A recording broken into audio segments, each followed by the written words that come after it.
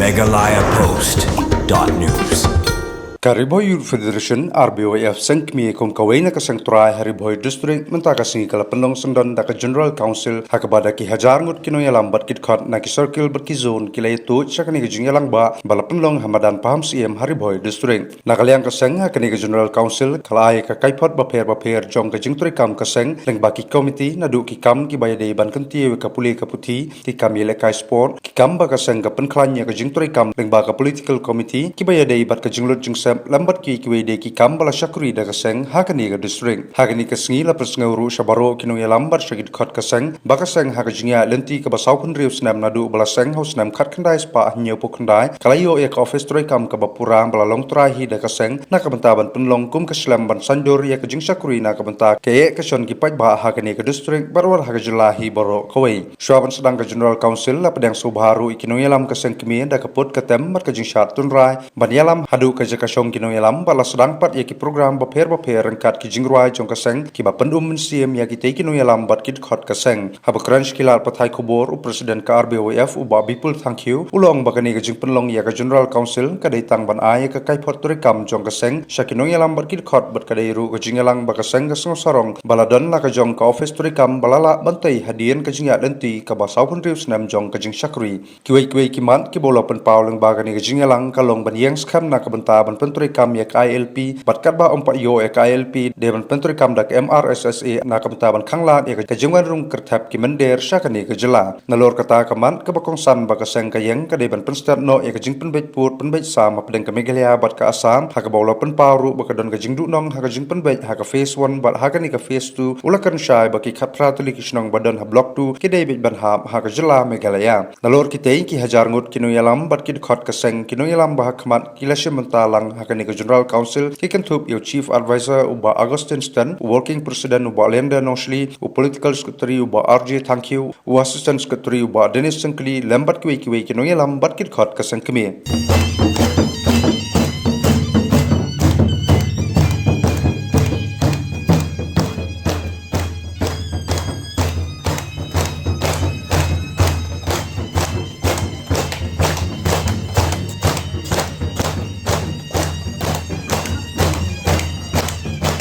Kau ingin hati makam jam. Coba kita yang akan dikejut pandang.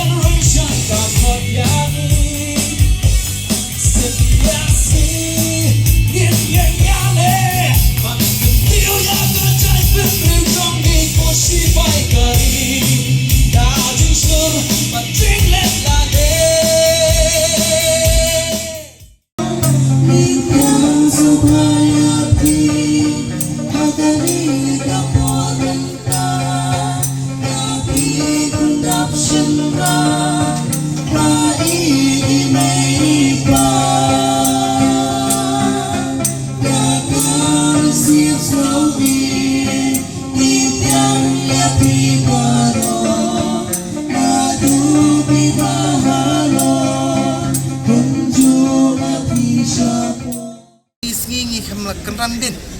na ka isu jong influx hapo ka rihi berkawai ngidang ya don hi ha ka satri jong kunun seng ki baron na po selong ban giwi gi jaka